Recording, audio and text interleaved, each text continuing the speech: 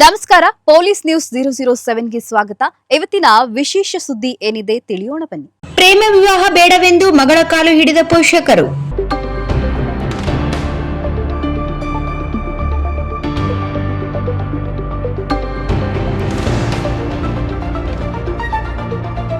ಪ್ರೀತಿಸಿದ ಯುವಕನನ್ನು ವಿವಾಹವಾದ ಮಗಳನ್ನು ಮನೆಗೆ ಮರಳಿ ಕರೆತರುವ ಆಕೆಯ ಪೋಷಕರು ಪ್ರಯತ್ನಿಸಿದ್ದು ಆಕೆಯ ಕಾಲು ಹಿಡಿದು ಭಾವನಾತ್ಮಕವಾಗಿ ಕೇಳಿಕೊಂಡ ಘಟನೆ ತಮಿಳುನಾಡಿನ ತಿರುಪತ್ತೂರು ಜಿಲ್ಲೆಯಲ್ಲಿ ನಡೆದಿದೆ.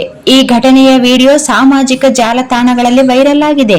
ತಿರುಪತ್ತೂರು ಜಿಲ್ಲೆಯ ಜೋಲಾರ್ಪೇಟೆ ಸಮೀಪದ ಕಟ್ಟೇರಿ ಲಾರಿ ಶೆಡ್ ಪ್ರದೇಶದ ನಿವಾಸಿಗಳಾದ ಕಾಳಿ ಮತ್ತು ಪ್ರವೀಣ ದಂಪತಿಯ ಪುತ್ರಿ ದಿವ್ಯದರ್ಶಿನಿ 19 ವರ್ಷ ಕೃಷ್ಣಗಿರಿಯ ಖಾಸಗಿ ಇಂಜಿನಿಯರಿಂಗ್ ಕಾಲೇಜಿನಲ್ಲಿ 3ನೇ ವರ್ಷದ ವ್ಯಾಸಂಗ ಮಾಡುತ್ತಿದ್ದಾರೆ. ಅವರು ಜೋಲಾರ್ಪೇಟೆ ಸಮೀಪದ ಅಮ್ಮಯ್ಯಪ್ಪನ್ ನಗರದ ನಿವಾಸಿ. ಧ್ವನಿವರ್ಧಕ ಕೇಂದ್ರದ ಮಾಲೀಕ ಪೆರುಮಾಳ್ 23 ವರ್ಷ ಅವರನ್ನು ಕಳೆದ 3 ವರ್ಷಗಳಿಂದ ಪ್ರೀತಿಸುತ್ತಿದ್ದರು ಎಂದು ವರದಿಯಾಗಿದೆ. ದಿವ್ಯದರ್ಶಿನಿ ಮತ್ತು ಪೆರುಮಾಳ್ ಅವರ ಪ್ರೀತಿಗೆ ಯುವತಿಯ ಪೋಷಕರು ವಿರೋಧ ವ್ಯಕ್ತಪಡಿಸಿದ್ದರು. ಪೋಷಕರ ವಿರೋಧದಿಂದಾಗಿ ದಿವ್ಯದರ್ಶಿನಿ ಅವರು ತಮ್ಮ ಮನೆ ತೊರೆದು ಜುಲೈ 4ರಂದು ಏಳಗಿರಿ ಬೆಟ್ಟದಲ್ಲಿರುವ ಮುರುಗನ್ ದೇವಸ್ಥಾನದಲ್ಲಿ ವಿವಾಹವಾಗಿದ್ದಾರೆ.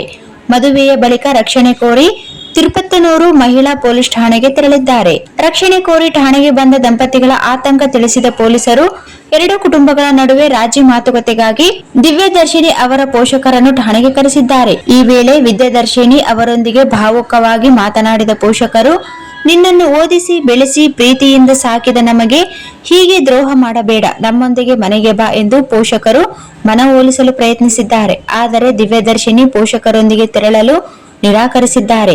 ಈ ವೇಳೆ ಪೋಷಕರು ಆಕೆಯ ಕಾಲು ಹಿಡಿದು ತಮ್ಮೊಂದಿಗೆ ಮನೆಗೆ ಬರುವಂತೆ ಬೇಡಿಕೊಂಡಿದ್ದಾರೆ. ದಿವ್ಯದರ್ಶಿನಿ ಅವರು ತನ್ನ ಪತಿ ಪೆರುಮಾಳ್ ಅವರೊಂದಿಗೆ ತೆರಳಲು ಇಚ್ಛೆ ವ್ಯಕ್ತಪಡಿಸಿದ್ದರಿಂದ ಪೊಲೀಸರು ಆಕೆಯ ನಿರ್ಧಾರವನ್ನು ಗೌರವಿಸಿ ದಂಪತಿಯನ್ನು ಪತಿಯ ಮನೆಗೆ ಕಳುಹಿಸಿದ್ದಾರೆ.